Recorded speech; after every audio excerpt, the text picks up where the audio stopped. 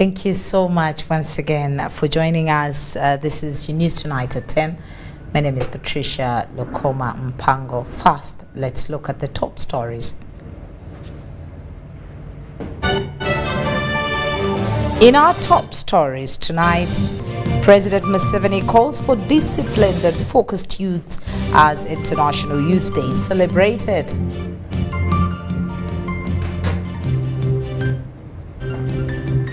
Now, Great Lakes region leaders meet stakeholders to find lasting solution to the conflict in Eastern DRC. Now, there is a glimmer of hope for the Eastern DRC as Operation Shuja is progressing. Uganda falls to Kenya, targets Rwanda's scalp in women's volleyball.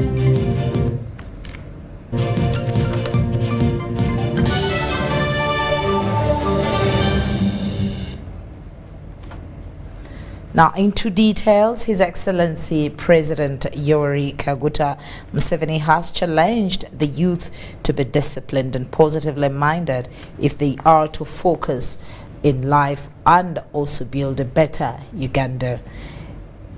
President Museveni has been this evening addressing the country during the year's Youth Day celebrations in Kabale district.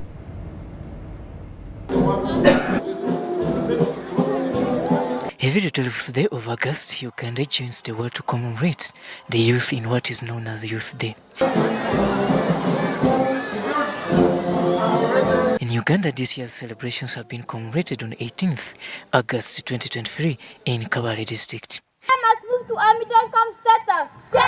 Youth are the engine. To drive us to that status. Right at that position. Hosted at Kigezi High School primary playgrounds in Kabale district, the events were presided over by the head of state, Yoweri Kaguta Museveni.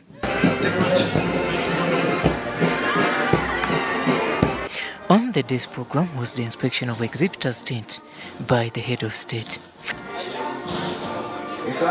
Under the theme, Accelerating Recovery from COVID-19 and Full Implementation of the 2030 Agenda, the role of the youth, the day recommits the youth towards championing development.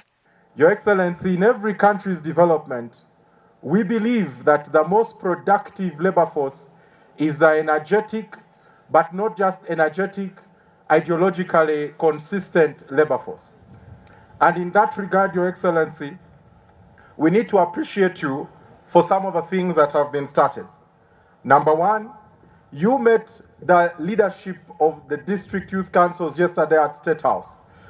And I want to thank you for the historic meeting. In order to realize fully the vision of an integrated, independent, and self-sustaining economy, we should all of us focus on four-dimensional strategic areas, moving our households from subsistence to money economy, adding value to everything that we are producing, developing a strong civil service society, and developing a knowledge-based economy.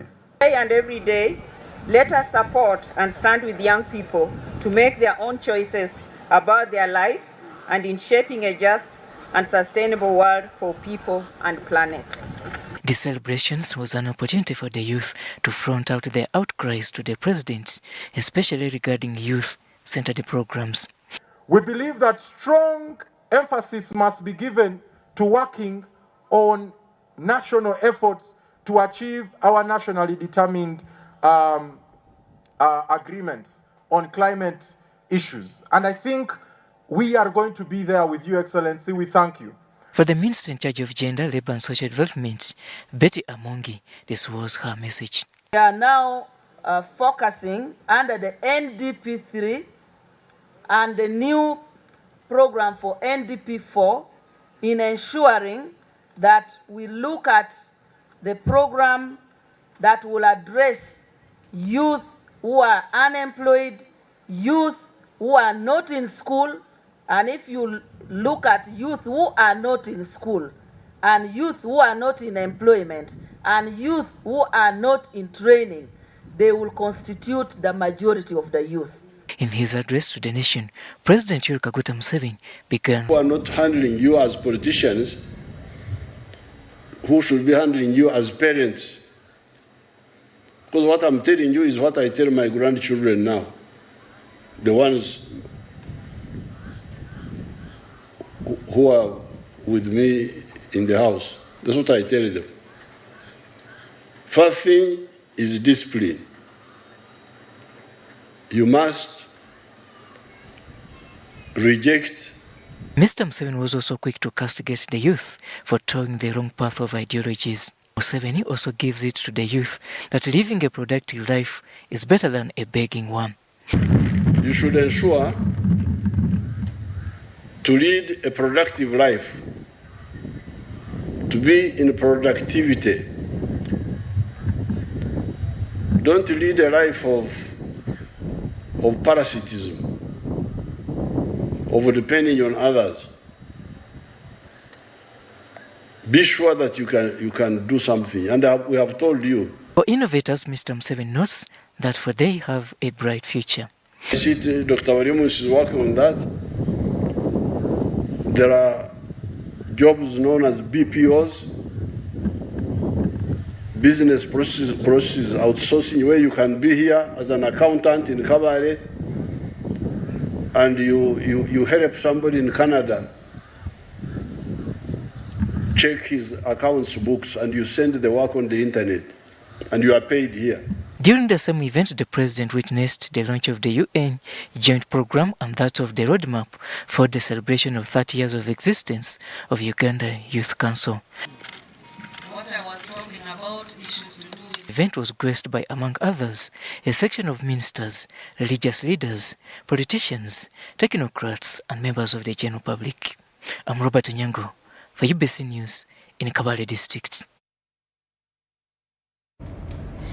Now, a section of Ugandan ministers have affirmed the country's firm position against succumbing to donor aid cuts from World Bank over the recent passing of the anti-homosexuality law.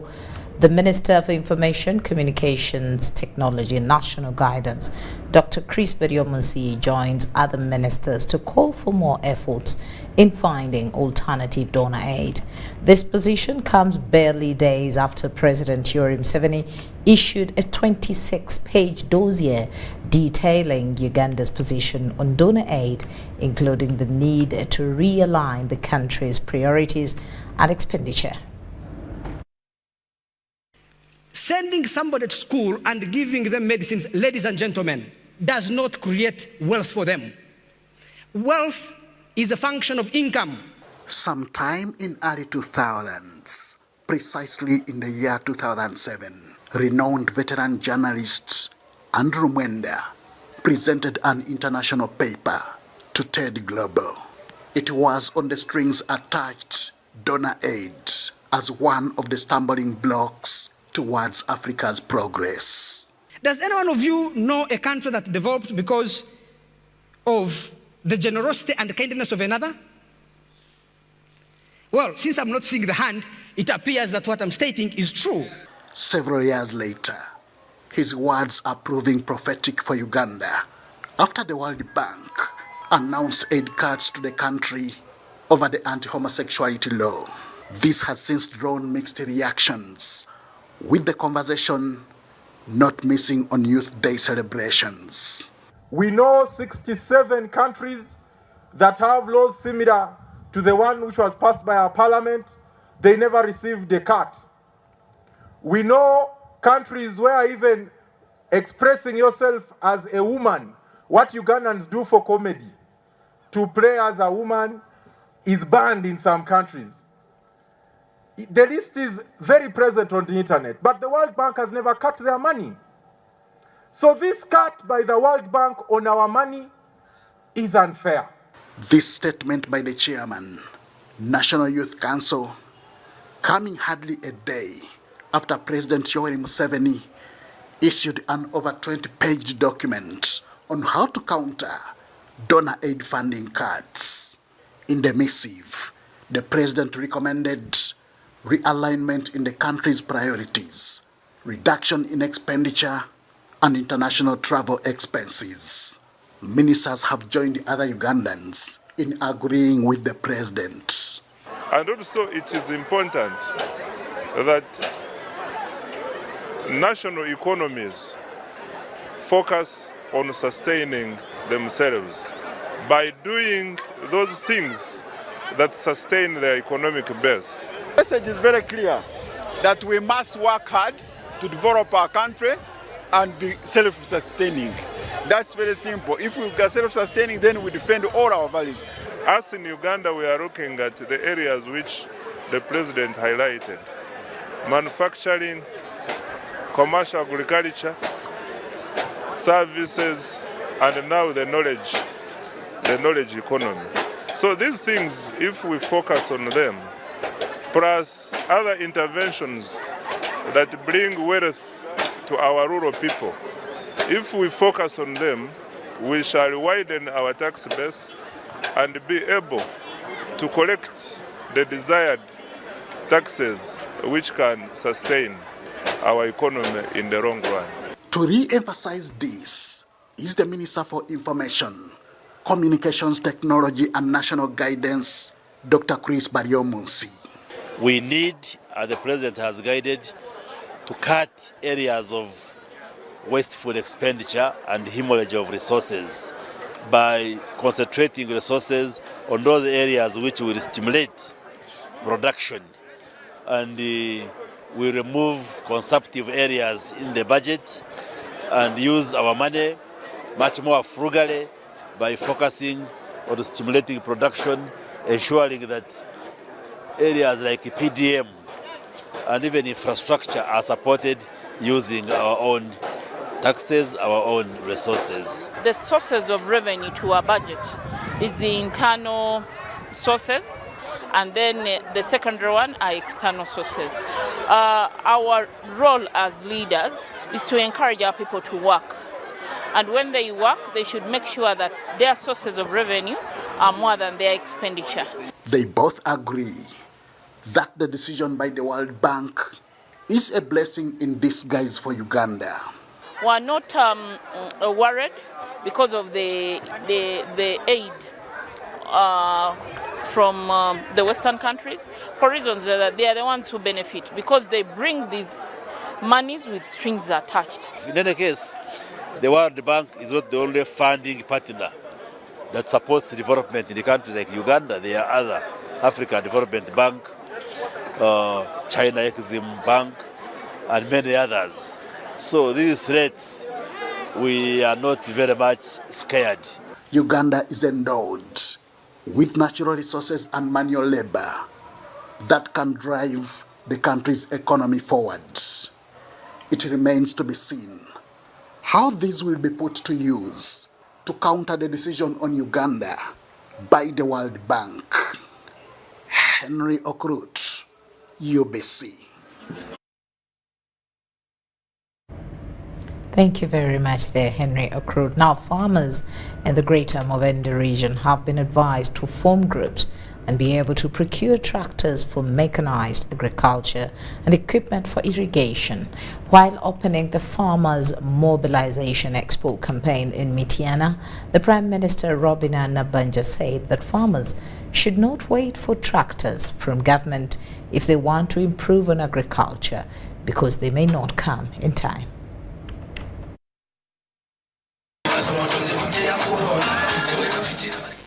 A big number of farmers from districts of Greater Mubende, including Mubende, Chankwanzi and Mityana, have converged at Chiriocha Church of Uganda Primary School grounds to participate in the Farmers Mobilization Education Value Addition Expo 2023 and service delivery campaigns spearheaded by the Office of the Prime Minister. Prime Minister Robina Nabanja said farmers have been exposed to the right products like seeds and inputs through this expo. Muleke tujigebere tulifenna tulabenga abantu bafuna esiga entuufu kakati ekirala stocking materials mubadde mufuna n'ogula akabizi n'okalundira emyaka esatu tikabawe kali nga tikakula kakati twaleesa abakugu webali wano era buli aguze akantu wano okaguze mu original buliko oguze wano okaguze ku mukugu. She, however, urged them to ensure they link up with organizations that sell tractors to practice mechanized agriculture. Nga gavumenti yaffe tesobola kuziweereza buli muntu. Abantu abamu osobola okwegulira ka tractor. Tractor za mirundi mingi.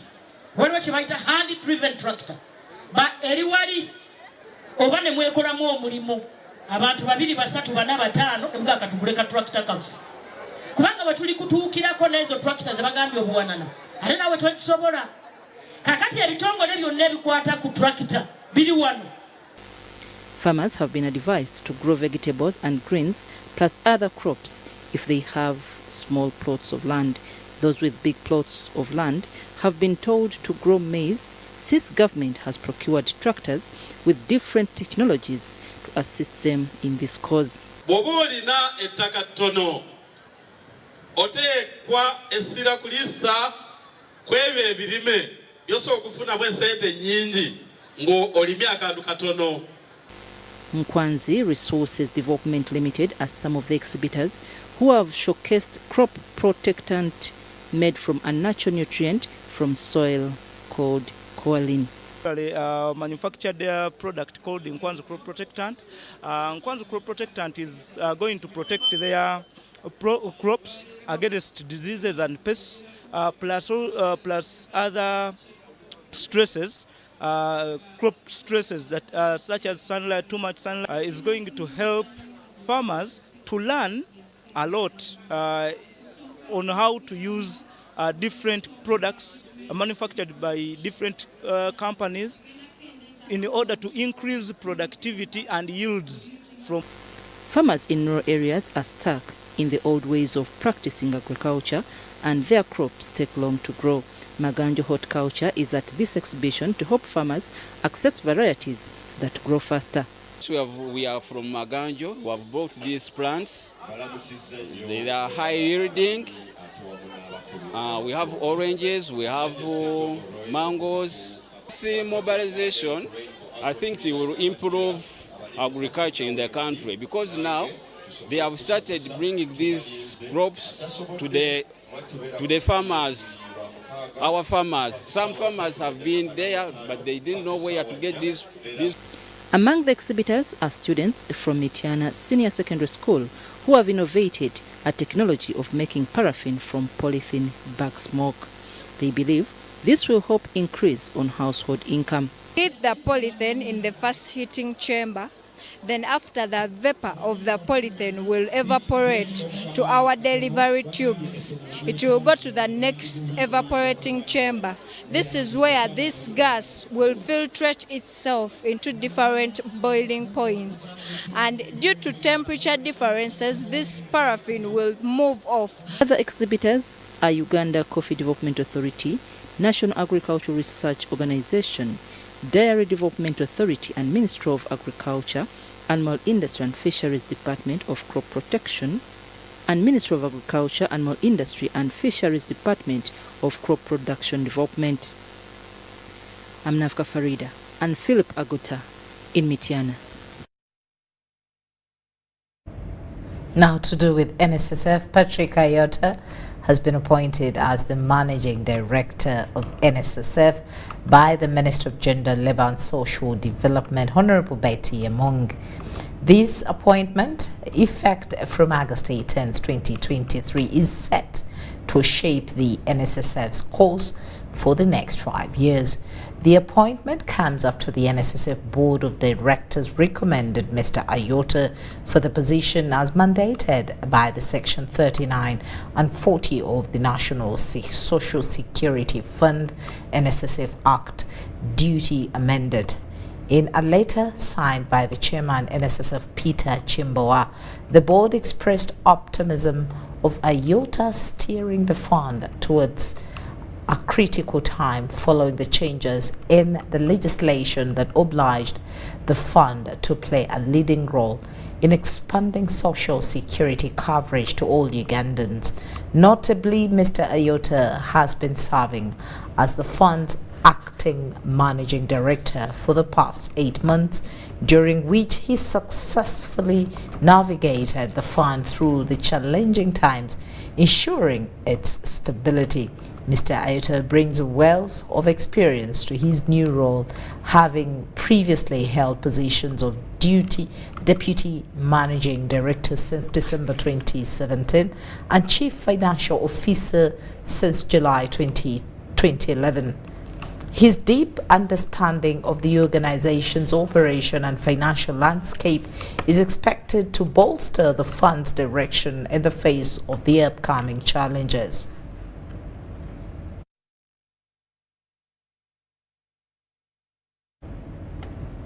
Now, leaders from the Greater Lakes region are presently convening in Kinshasa, engaging with stakeholders to explore and establish effective mechanisms for resolving conflicts within the Democratic Republic of Congo. Let's hear more from Ivan Kahwa. The Forum of Parliaments of Member States of the International Conference on the Great Lakes region remains committed to finding solutions to conflicts in Eastern DRC.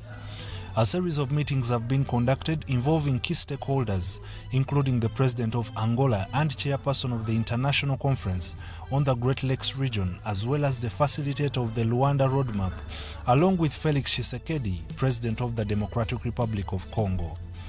The meeting with President Tshisekedi was held in Kinshasa with the objective of securing a substantial parliamentary contribution to the implementation of the Pact on Security, Stability and Development in the Great Lakes region, which was signed in Nairobi in December 2006. He further emphasized that as far as DRC is concerned, they are committed to dialogue to make sure that they find peaceful resolution to these efforts.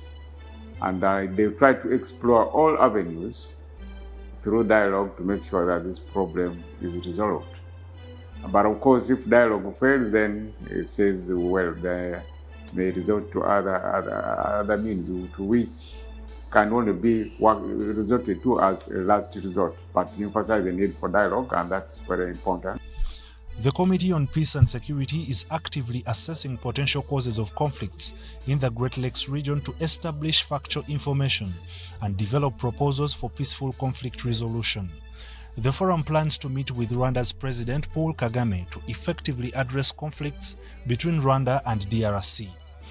Further discussions are planned with President Yoweri Kaguta Museveni and Uhuru Kenyatta, the East African Community Mechanism Facilitator, who is actively mediating conflicts within Eastern DRC. Notably, the current chairperson of the East African Community, Burundi's President Evariste Ndayishimiye, will also be part of these discussions. We interacted with the East African Community Regional Force. They also explained to us with their mandate.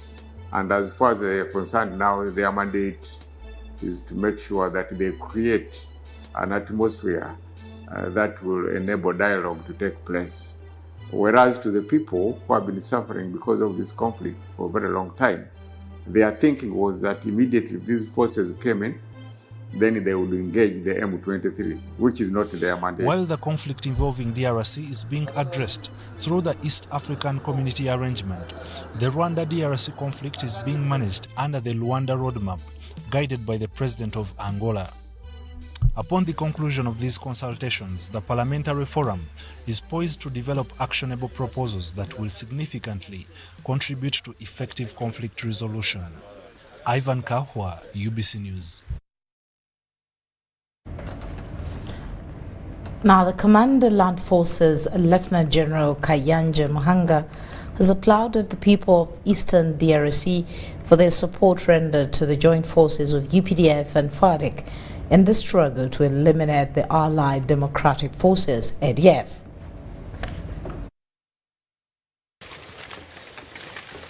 As the joint operation against the Allied Democratic Forces ADF marks the 20th month, serious dimensions are emerging from the jungles of Democratic Republic of Congo.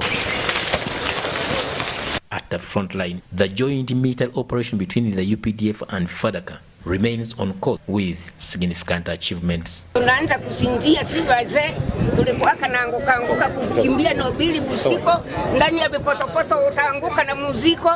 Basi Mungu ndio atakutosa pale. Kwetu kama raia shifiria watalinga ni kushukuru kwanza. Sasa wakati amani inakuwa, kunakuwa mambo ya maendeleo. UPDF commanders leading these operations in Eastern DRC are committed to the restoration of peace once and for all. Wagia hao washenzi tukawaondoa kwa kambi zao hizi zote za Lose, tukawaondoa kwa kambi ya Yua, Tondoli, Abia, mpaka tukavuka barabara ambayo inatoka Uganda ile inakuja Mboga. Makosa yamefanyika, msisirika hata wanajeshi wanatuangamiza. Mtuambie tu. Tutajua namna ya kuhandle, tutajua namna ya kuteketeza, ya kutatiza. Tunaelewana? Mmesikia vizuri? Losing at a very, very fast rate. They are losing weapons and many other things. They cannot now loot civilian foods because all those areas have been occupied. There is our presence. So the enemy is really on the decline in Eastern DRC. The remnants, we shall be there tomorrow, have crossed Eringeti Commander Road, moving towards Mombasa. Those remnants, including Musa Baluku, we know where they are. We shall follow them. Like I said before, when this operation started, we are going to follow this, the ADF everywhere they will go until when we degrade their capacity to make war. Without specifying a deadline set for this operation, Operation Suja Commander Major General D. Kolum, however, clarifies the mission's priority of eradicating ADF rebels in order to allow the return of peace and commercial activities in northeastern part of DRC. We have destroyed a lot of the ADF capacity to make war, ADF capacity to destroy, and ADF capacity to abduct. We have really annihilated them. We have followed them from the areas of Tokomeka, the areas in Ituri, areas of Chabi, Boga, Zunguluka. We also had the first encounters with them in those areas of Maimoto, in those areas of where the first operations began. Deka inaleta usalama kwa hii eneo tuko leo, na adui anaenda mbali na kwenye tuko, na hivi wakaaji wote wenye walikimbia nusu walisharudia mfikao yao. In different battles in areas of Mkakati, Kalembo, Mwalika, Chabi and Tokomeka, the joint forces recovered a number of weapons and minimized ADF attacks against innocent civilians. Haruna Mtesasira, UBC News. Uganda People's Defense Forces and Kenya Defense Forces have committed to strengthening security and other relations in a bid to promote peace between the two countries. During the third Joint Defense Committee meeting held at Mbale Resort Hotel, representatives from the UPDF and KDF committed a mutual understanding to also enhance regional economic development. The third joint defense meeting between Uganda People's Defense Forces and Kenya Defense Force, which has been convened in Uganda, attracted representatives from both forces. The representatives of both countries revealed that the challenges affecting both countries are interrelated and need a uniform solution and good relationship between the two East African countries. Kenya and Uganda have quite similar security challenges. It's therefore imperative for both forces to come together and plan together in order to achieve interoperability and be able to effectively combat those security challenges. The chairperson of the third Joint Defense Committee, Major General Don William Nabasa, highlighted some of the objectives of the meeting.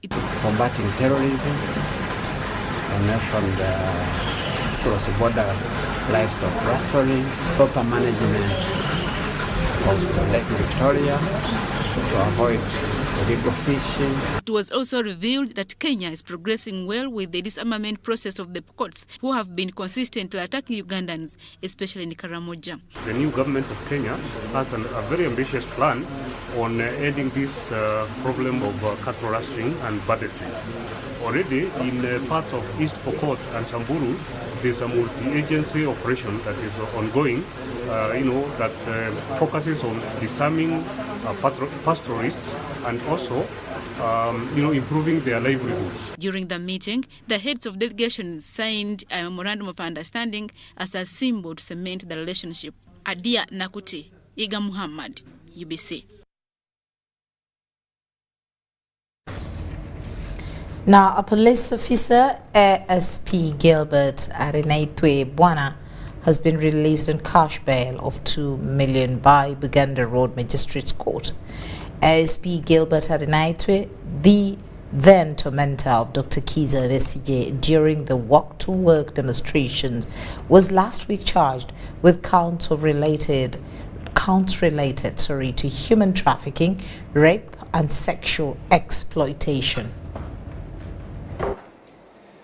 Police officer Gilbert Arenaitwe Bwana, the then tormentor of Dr. Kiza Besigye during the walk-to-work demonstrations, was last week charged at Buganda Road Magistrates Court on charges of human trafficking, forced labor, rape, and sexual exploitation of a one Joan Namukasa. The accused recruited or maintained or confined or transported or transferred or harbored or received or facilitated or aforementioned acts on Namukasa Joan by means of threat or use of force. Gilbert Arenaitwe Bwana pleaded not guilty to the alleged offences and applied to court to be released on bail by presenting 3 sureties. Friday morning, Buganda Road Court Chief Magistrate Ronald Kaizi granted Gilbert Arenaitwe Bwana a cash bail of 2 million Ugandan shillings. The accused or the applicant is serving police officer at the rank of Superintendent of Police. He has presented his mother as a surety. My view is that the sureties are substantial and that they can compel the accused person to come back to court and stand trial. The state has not adduced evidence by way of affidavit to prove that the accused person is a flight risk. Magistrate Kaizi, however, imposed strict bail conditions on ASP Gilbert Arenaitwe Bwana. I am convinced that as a serving police officer at the rank of detectives SPs, the accused person will come back to court and stand trial, and therefore release the accused person bail on the following conditions. Is deposit his passport in court. 3, the sureties shall each execute a bond of 10 million, not cash. Court resumed on 7th September 2023. Formation of the case, Deborah Nama Monde, UBC News.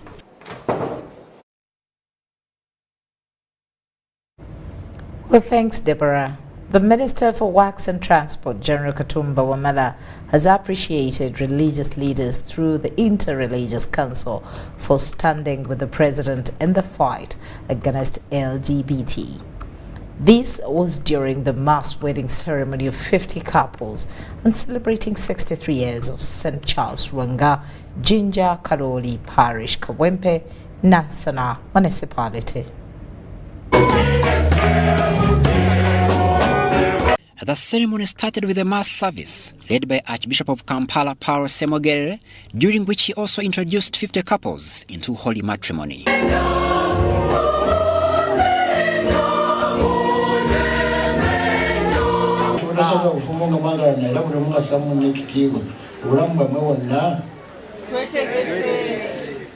In his speech, Archbishop Paul Semogere thanked the Minister for Works and Transport, General Edward Katumba Wamala, for the good roads in the Kawempe, and also urged parents to compliment the teacher's role in their children's upbringing. So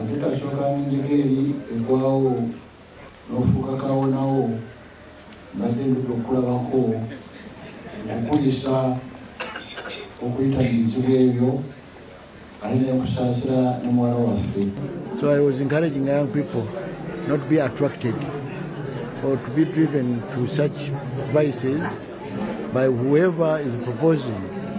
Some of the proposers are very rich people.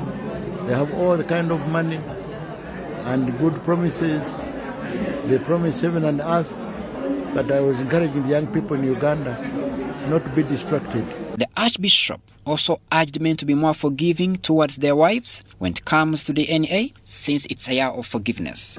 During this year of celebration of 50 years, God is expecting us to love one another, to be happy during the celebration of the Jubilee year, but also to remember to forgive one another for the past mistakes that have gone by.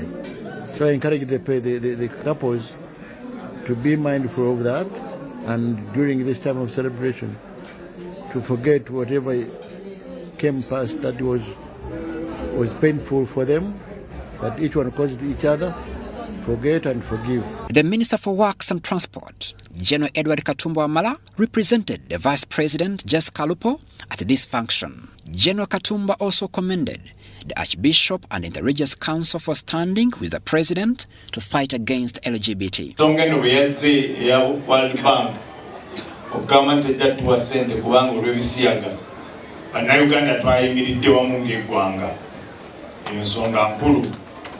Mwebale nnyo kubanga osoma ku mikutu gyonna social media n'awalala olaba buli bantu baga nti oba sente zaabwe kazikole ki kazibeereyo naye tuleme kugenda mu bintu byaki nga tugwagwa nga tulaba tunakuba amavi tunatuukawa leero newankubadde tuli baavu banatukozesa ne bitasobola kukola sente zaabwe zikole ki zisigale. The function was attended by a cross-section of people from far and wide. Crispus, Arinatwe, Jamil, Sekaja, UBC News.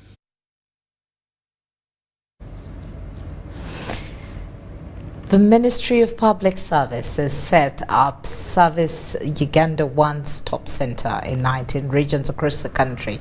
This comes as a result of the reforms passed by the 2019 Cabinet to establish such centers to ensure that the public service is extended closer to the people.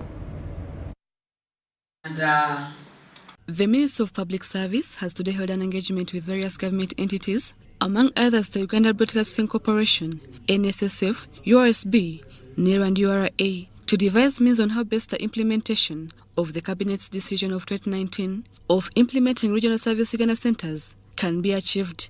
The Service Uganda centers, which will be established regionally, aim at bringing government entities together to deliver adequate services to the citizens. Help our clients at the regional level to access government services, because it has been studied and it has been seen that many clients for government have to trek different kilometers from wherever they are staying in the regions to come and get services.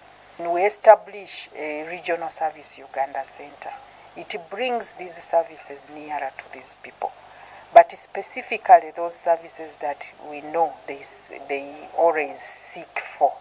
Although there are some regional centers that are into existence, there is need to curb on the expenses injected into these centers by government, hence the need to form one-stop service center.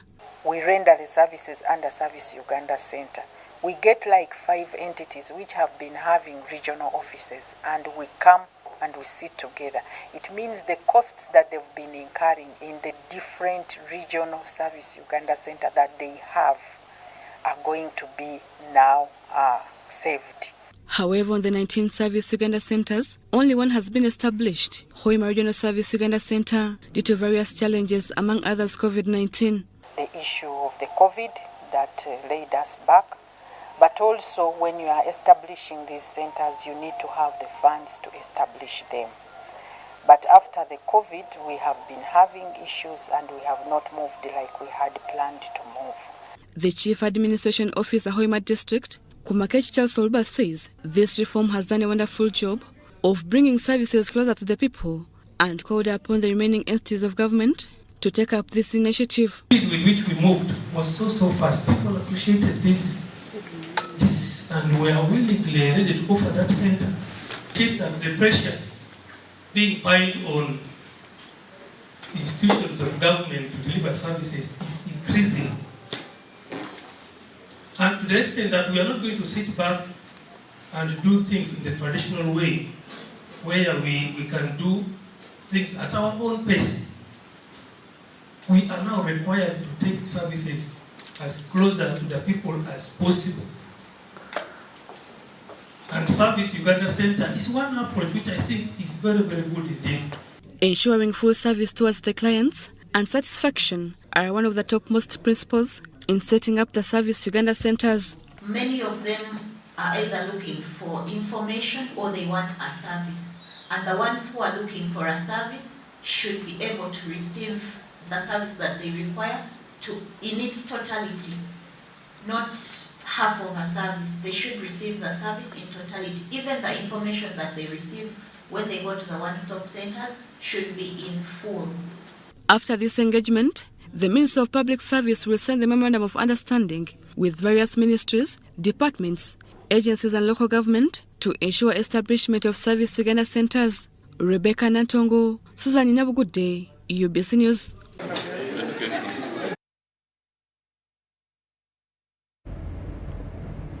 There is no way, or there is no any other way blood can be manufactured or obtained to address the challenge of blood shortage in the country, unless each and every one of us participates in donating it.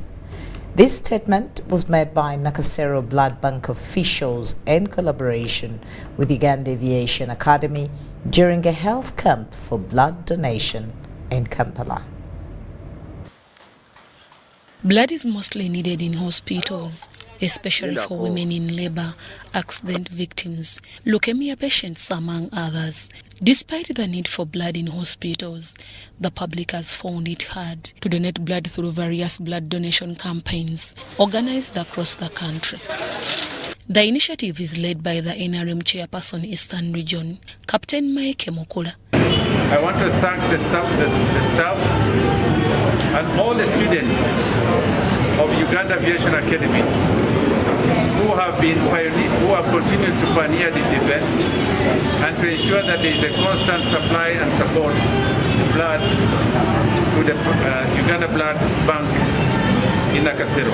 Captain Mike Mugula urged the public to donate blood so as to reduce on the number of women who die in hospitals while giving birth due to blood shortage. We have over 280 border accidents in Kampala, and you realize that many people bleed and many people sometimes even die. My humble appeal to the entire nation and all the institutions of governance in the country to ensure that they find ways and means of supporting the constant blood supply to all the medical institutions in this country. Also at the blood collection campaign was Miss Uganda 2023, Hannah Kalemato Mukonde.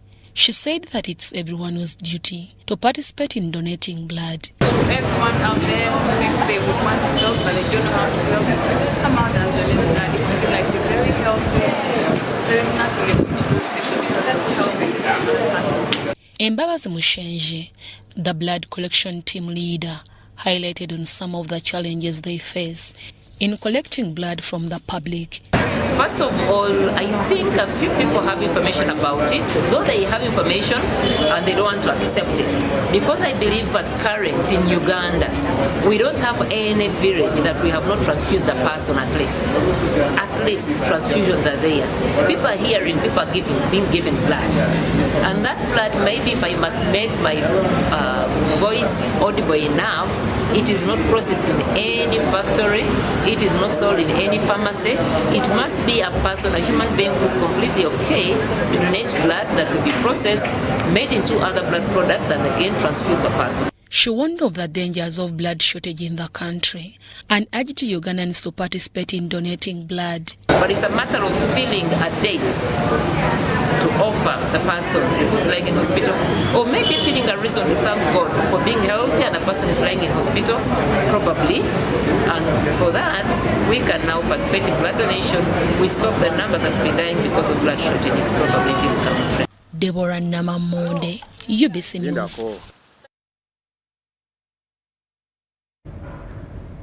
Again, thank you very much, Deborah Namamonde. Now, government is set to create regional satellite tourism centers with the aim of promoting tourism while collectively conserving urban forest reserves and the environment as a whole.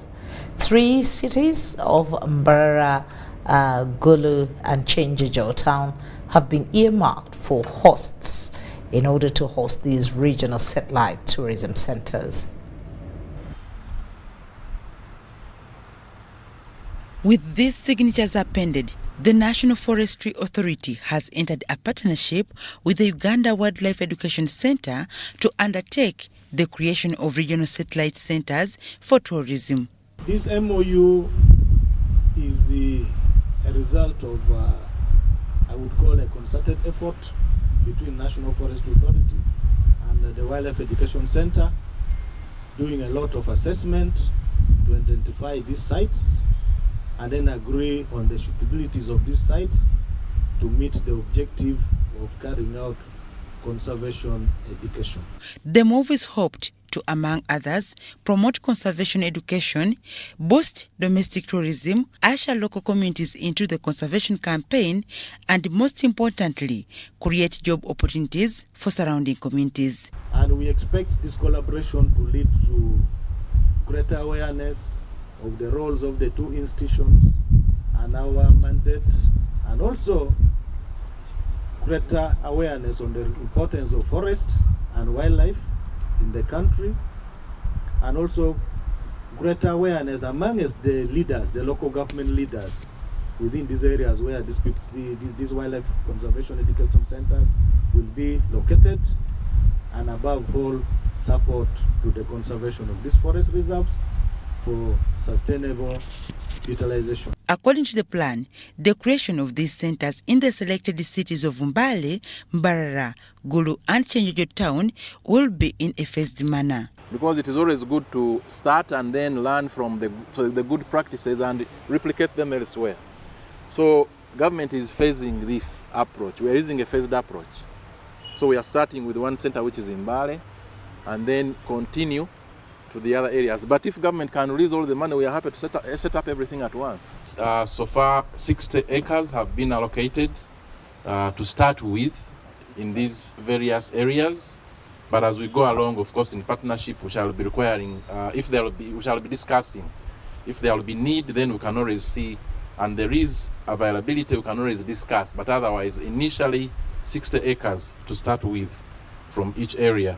For every satellite tourism center, government will part with 22 billion shillings, the money that will oversee establishment of welfare amenities like accommodation facilities, translocation of animals from the Uganda Wildlife Education Center in Entebbe to the different regions.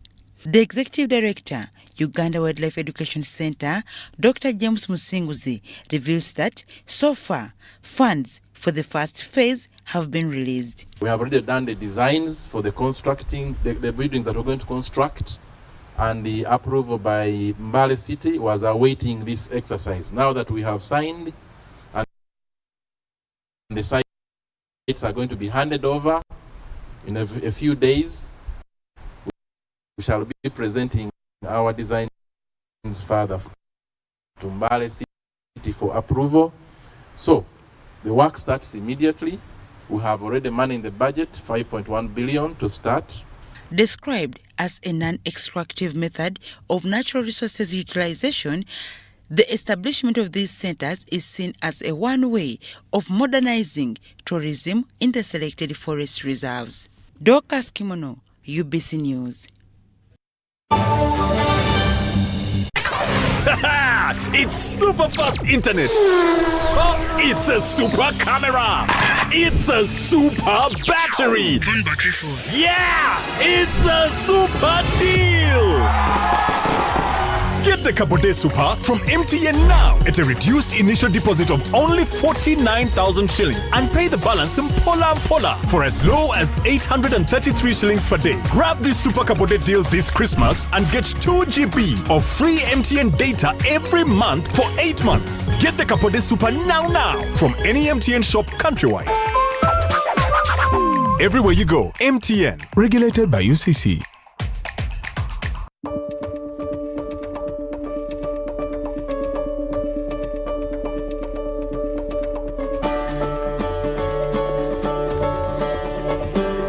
The drilling of development and production wells for the Kingfisher project in Kikube district started in January 2023, while the delivery and assembly of the 3 drilling rigs for the Tilenga project is ongoing.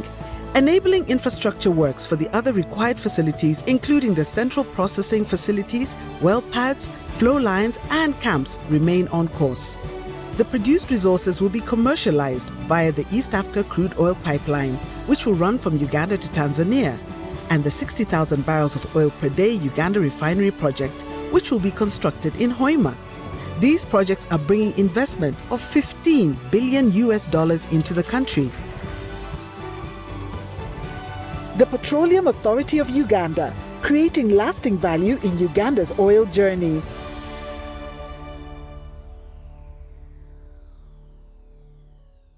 It's Freaky Friday from Airtel. Buy or gift. Buy or gift. Get freaky too! Dial *100*0# to load a Freaky Friday bundle for you to enjoy the best offers on voice and data. To buy a bundle for friends and family, dial *100*0#. Freaky Friday with Airtel. Buy or gift a bundle today. Dial *100*0# to get started. Airtel, a reason to imagine.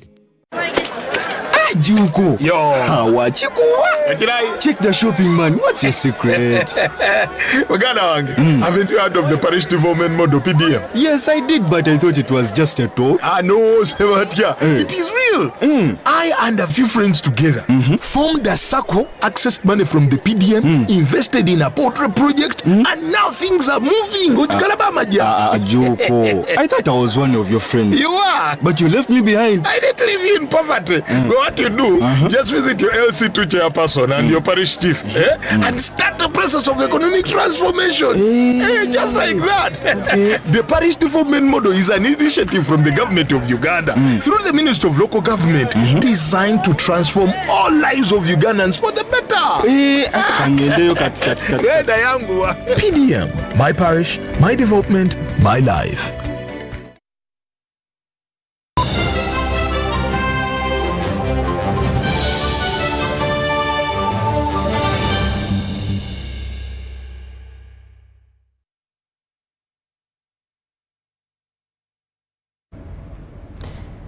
It's time to look at what's happening in the world of business as we start off with innovators and the thought of leaders gathered to celebrate women-led teams' achievements during a guided one of the project by a Level 1 project, which is geared towards fostering innovation and financial inclusion.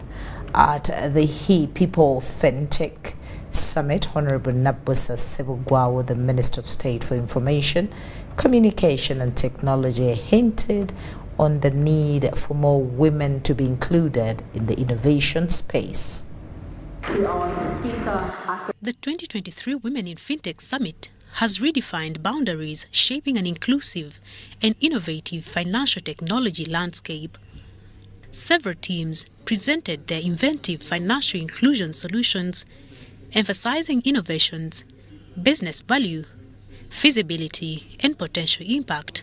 With us to partners like the Level 1 project, it offers women the tools, the skills, and financial support essential to apply the impact of anti-poverty initiatives.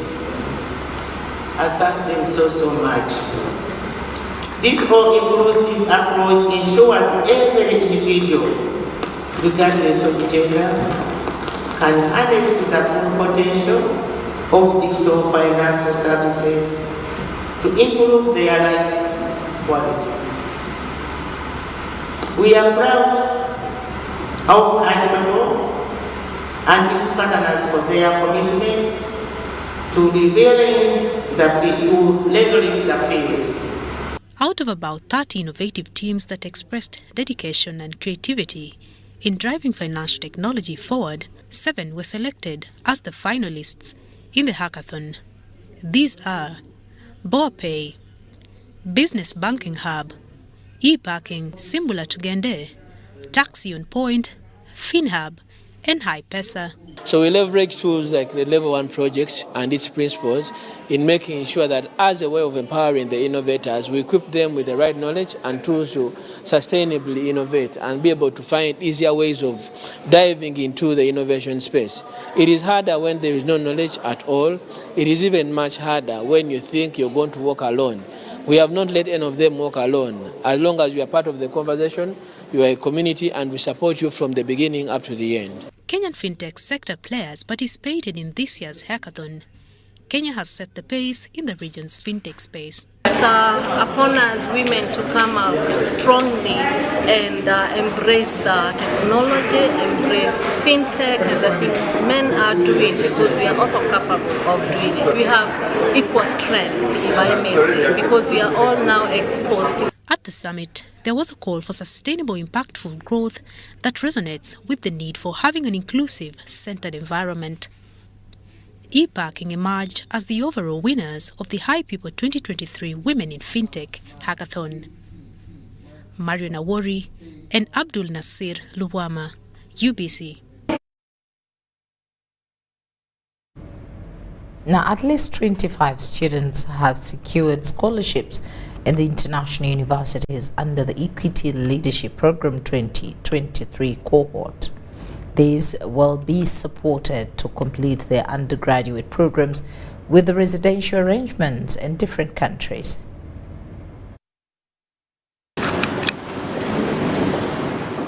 The admitted scholars in international universities have been equipped with skills to adapt to the environment of global standards. You all had opportunities along their own, but you chose not to be defined by those circumstances. You have to choose to be what you want to become. Equity will give you the chance to become what you want to become, but we can't define it for you. I can't say you have to be an engineer. I can't say you have to be a doctor. I can't say you have to be a farmer. You have to choose. And once you choose and let equity know, it is our job to help you achieve that to the highest and best of your potential. Next time when you're looking for accounts for the biggest farmers, probably you look for me. And I want to achieve that through studying modern agriculture in those universities abroad.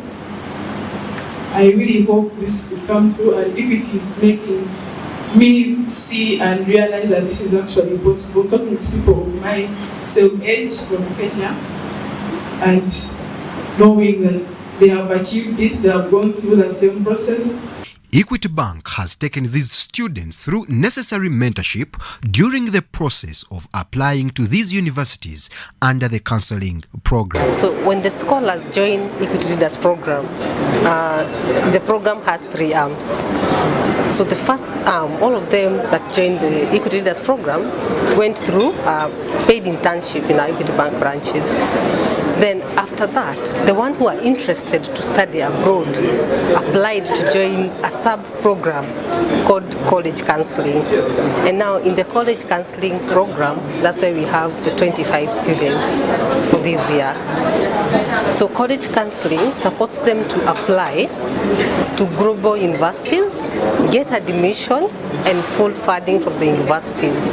So what we do is we support them with mentorship, we support them with applications, we support them with sourcing for the universities. Under this program of education leadership, Equity absorbs young people upon completion of secondary education and train them with leadership and other life support skills. Those admitted in universities become ambassadors of the institution. Leaders clubs, the scholars are encouraged to give back to their communities, do peer-to-peer mentorship. They can go back to their schools to give back, to do peer-to-peer mentorship. They also do a lot of community work, that is give back. For instance, we had some cleaning Chireka Market, we had others visiting children's home as part of the things that we train them to give back to the communities, because that is one of the leadership training that we give to them. The 2023 cohort of Education Leadership Program absorbed 102 students, where 25 students were admitted in international universities, while the rest applied for different disciplines in Ugandan-based universities. Brian Tumwinebiaruhanga, Abdul Nasir Lubwama, UBC News. Farmer representatives from all regions have gathered in Kampala to share challenges affecting agriculture.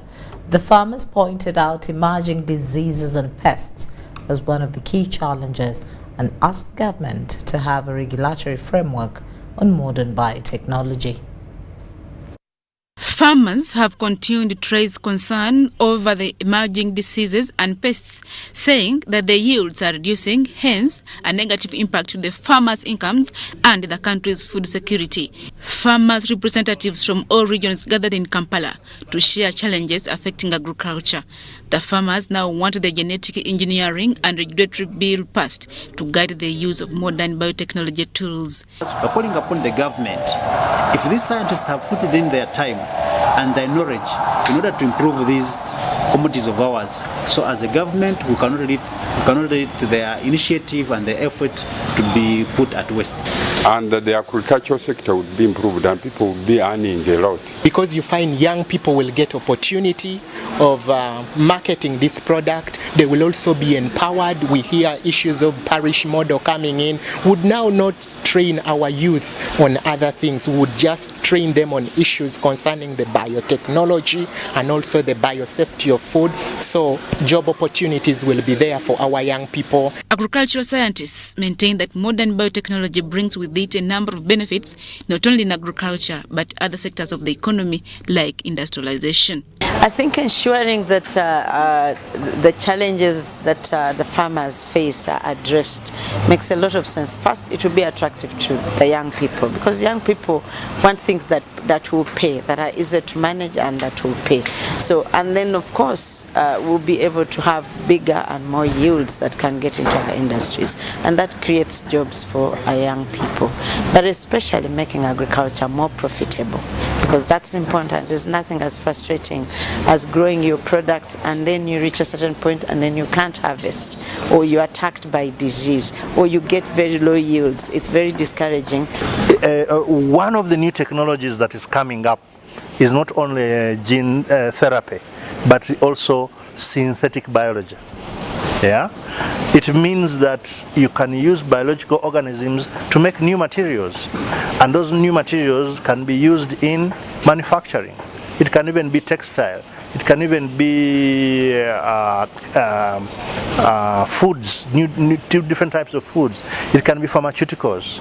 You know, so the technology is becoming more and more precise, more and more functional, and not just in crops, in industry, in manufacturing, in environmental conservation and energy. The struggle to have a regulatory framework on modern biotechnology has been on for more than a decade, and a lot of research has been conducted by National Agricultural Research Organization, but the products cannot be used.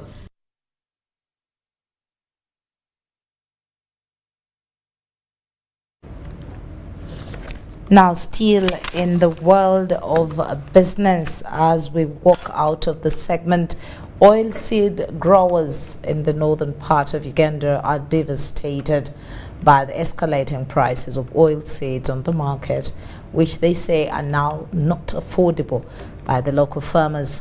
1 kilogram of oilseed currently ranges between 75,000 to 100,000. Let's hear more from Namkose. Lira, one of the districts in northern Uganda, is among the many dealing in the value chain process production of vegetable oil. The region produces over 20 million metric tons of oil on average per season, although oilseed growers are frustrated about the price fluctuations. Because ever since we have been getting seed from Ngeta Tropical Holding at a very high price, which most of our farmers could not afford. Because when you look at, when a farmer has got 5 acres, because that is the land holding, average land holding for our farmers. When a farmer has 5 acres, which means a farmer has to buy 5 kilograms of what? Sunflower. Then 5 kilograms of sunflower in the market, it ranges, the price ranges from 75 to 100, sometimes 110. And when come to the times of selling these seeds out, the problem is market. The market is not ready for the farmers. So that is the challenges we are having now. The lamenting farmers have received a beacon of hope from government through the National Agriculture Advisory Services in form of subsidized prices given to various cooperatives. In Lango sub-region, we targeted cooperatives because the cooperatives in Lango have been in the business of production of sunflower and soya for quite a long time, and they are very effective and efficient. So last year we gave 29 cooperatives support of seed in Lango sub-region, and we think we produced nearly 20,000 metric tons of oil. The hybrid oil seeds distributed to farmers have been proven to be highly productive. However, they drain nutrients from the soil if farmers don't intercrop with soybeans. It is true it consumes a lot of nutrients from the soil, but we have to look at another alternative. How do we address this? So yes, we started with sunflower. Then we had to think out of the box. We introduced soya and started promoting soya, basically as a crop to do crop rotation, to replenish the soil.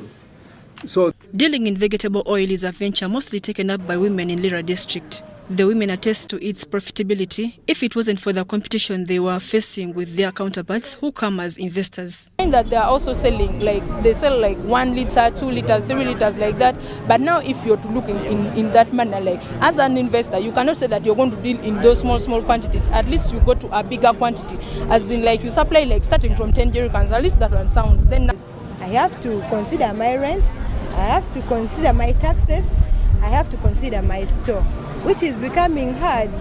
But if you people also talked on our behalf, it would be easy, because it is a good business and it is profitable. Mary Namkose, UBC News.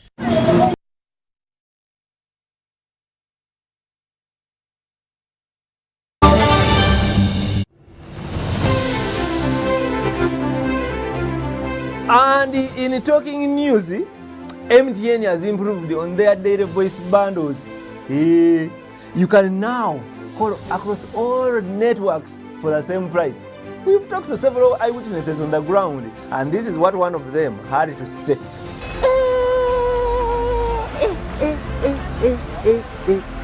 Amos, did you hear about the MTN daily voice bundles?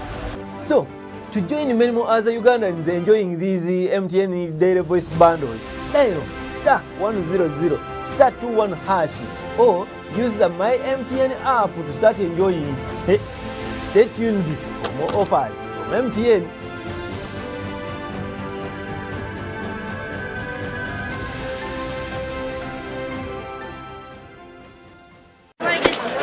Juko. Yo. Check the shopping, man. What's your secret? Uganda, haven't you heard of the parish development model PDM? Yes, I did, but I thought it was just a talk. No, Sebatia. It is real. I and a few friends together formed a circle, accessed money from the PDM, invested in a poultry project, and now things are moving. Juko. I thought I was one of your friends. You are. But you left me behind. I didn't leave you in poverty. What you do, just visit your LC2 chairperson and your parish chief and start the process of economic transformation. Just like that. The parish development model is an initiative from the government of Uganda through the Ministry of Local Government designed to transform all lives of Ugandans for the better. PDM, my parish, my development, my life.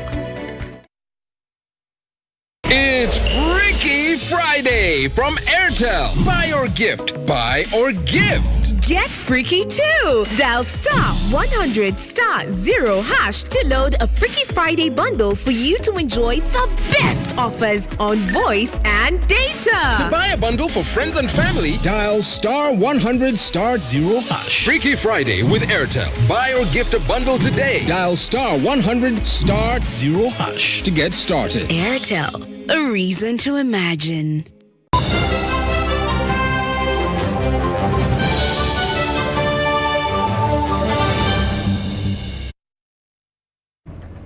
And into the world of sports, Uganda has lost its unbeaten run at the ongoing Africa's Women Volleyball Championship in Cameroon. After wins over the Lesotho and Morocco, Uganda came up against pre-tournament favorites Kenya, who won by 3 sets to nil. That is 25-16, 25 again to 16, and 25-14. Uganda continues its journey at the championships with another East African derby against Rwanda at the 4 p.m. East African Standard Time on Saturday. In other games on Saturday, Lesotho plays Burkina Faso as Kenya faces Morocco in Group B. The scheduled Group A fixtures are Mali against Burundi, Nigeria versus Egypt, and Cameroon dating Algeria. The rules of engagement at this championship are that the top 4 from each group earn a quarter-final berth.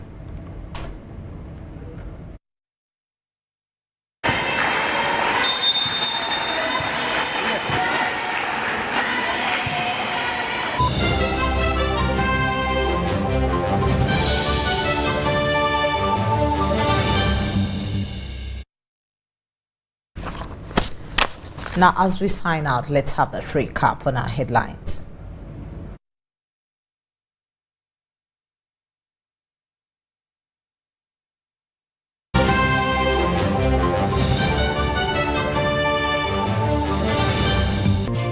Youth Day celebrations. President Museveni calls for discipline and focus on youth at the International Youth Day celebrations. Now, Great Lakes region leaders meet stakeholders to find lasting solution to conflicts in East Africa, Eastern DR Congo. Now, there is a glimmer of hope for the Eastern DRC as Operation Shuja is in progress. And lastly, Uganda loses in the women's volleyball.